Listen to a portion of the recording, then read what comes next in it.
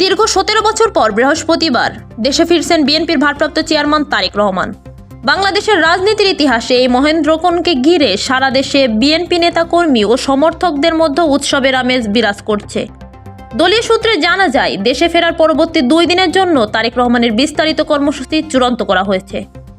25শে December বৃহস্পতিবার বেলা 12টার কাছাকাছি সময় যখন শাহজালাল আন্তর্জাতিক বিমানবন্দরে অবতরণ করবেন তারেক রহমান, বিমানবন্দর থেকে তিনি সরাসরি যাবেন রাজধানীর পূর্বাঞ্চলের 300 ফিট সংলগ্ন বিশাল জনসভাস্থলে। সেখানে কয়েক লাখ মানুষের উপস্থিতিতে তিনি দেশবাসীর উদ্দেশ্যে ভাষণ দেবেন।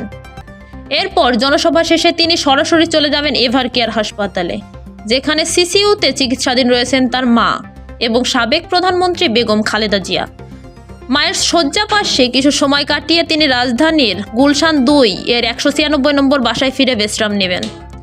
দলীয় সূত্রে আরও জানা গেছে, শুক্রবার সকালে তিনি সাভারের জাতীয় স্মৃতিসৌধের উদ্দেশ্যে রওনা দেবেন। সেখানে মহান মুক্তিযুদ্ধের অমর শহীদদের প্রতি শ্রদ্ধা নিবেদন করে পুষ্পস্তবক অর্পণ করবেন। স্মৃতিসৌধ থেকে ফিরে তিনি সরাসরি যাবেন চন্দ্রিমা উদ্যানে অবস্থিত তার পিতা শহীদ প্রেসিডেন্ট জিয়াউর রহমানের মাজার জিয়ারত করতে। জানা যায়, 2007 সালের 7 মার্চ 111 খ্যাত তত্ত্বাবধায়ক সরকারের আমলে তারেক রহমানকে গ্রেফতার করা হয়।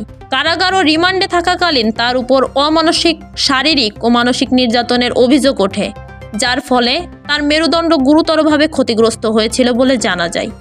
প্রায় 18 মাস কারাবন্দী থাকার পর 2008 সালের 3 সেপ্টেম্বর তিনি উচ্চ আদালত থেকে জামিন পান।